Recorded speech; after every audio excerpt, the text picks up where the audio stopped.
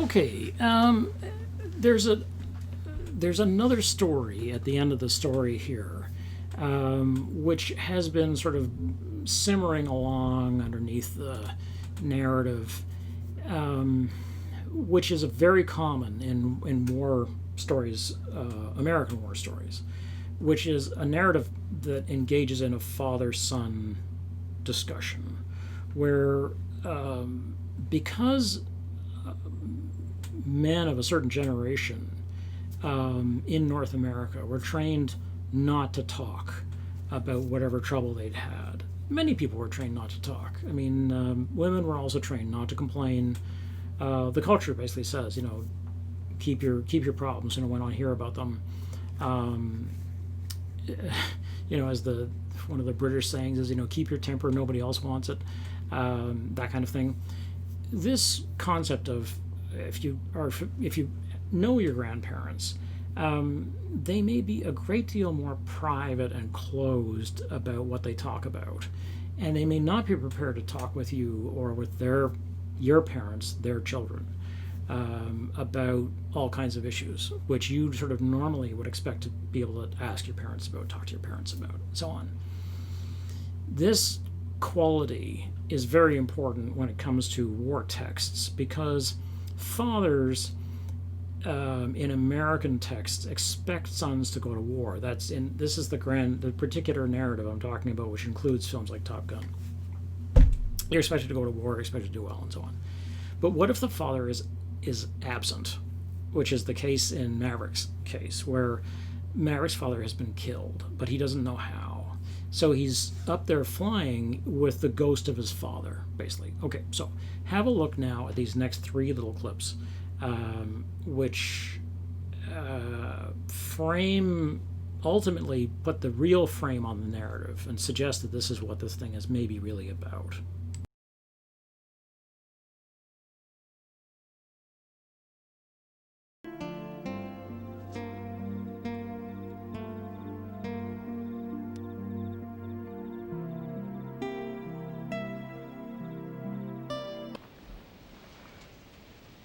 I flew with the old man.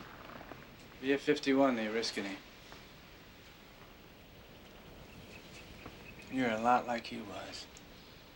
Only better. And worse.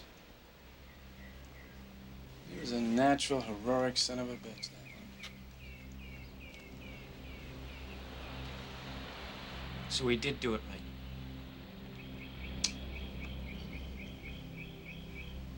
Yeah, he did it right.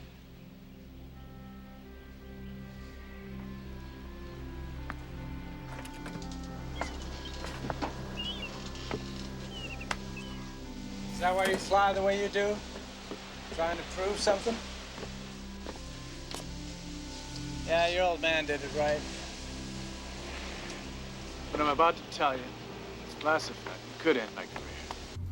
Okay, so I think I mentioned three clips. There are really only two.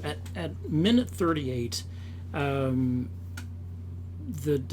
characters mention or talk about ghosts in the air. Basically, that there's the ghost is the ghost of Maverick's father flying with him. Basically, this is sort of the thing to keep your eye on. It's mentioned there.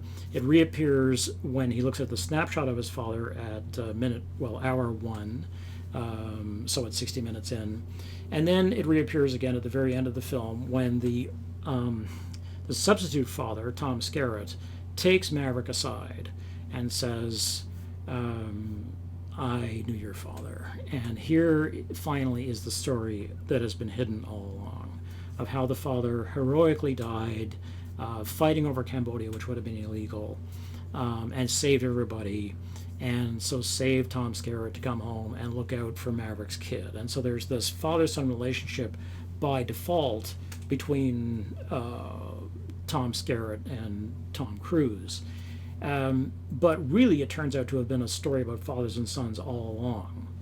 This is a very common text, it's a very common trope or reappearing pattern in not so much a theme. It's like it is a theme, but it's a place. It's what a trope really is. It's a reappearing moment where you're like, aha, we've been here before, and we've been here before, and we've been here before. You're going to see this again in Platoon. So keep an eye out for it as you look at Platoon. Same thing. Somewhat differently handled, but still the same issue. So this fundamentally turns out to be about Dad's story that never got told and is now being told to the son, which will presumably calm him down and make him into a righteous warrior and so on. And this is the happy ending which we've been waiting for. So then of course we get to have then they get to have a relationship.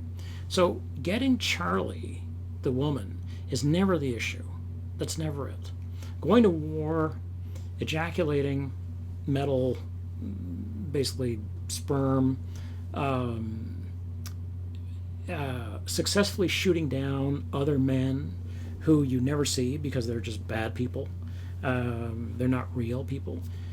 So when they get blown up, you don't hear them scream. They don't burn alive. That kind of. It's like, nah, they're just gone. It's okay, no problem. It's like a video game. And then the real discussion turns out to be about what is a man, which is what I've been arguing is about. This is what the whole film is about all along. Okay. Have a look at my final points here. I offer these up as sometimes people want this kind of thing. You don't need to agree with this at all, but if I were making final points, this is what I would make, right? So we will see that men continue to confuse sex, power, and murder. War is really the best place. War is the best province, and for masculinity, war is the thing. It's like the ultimate. It's like there's pornography and then there's war, and war is the top of the mountain here.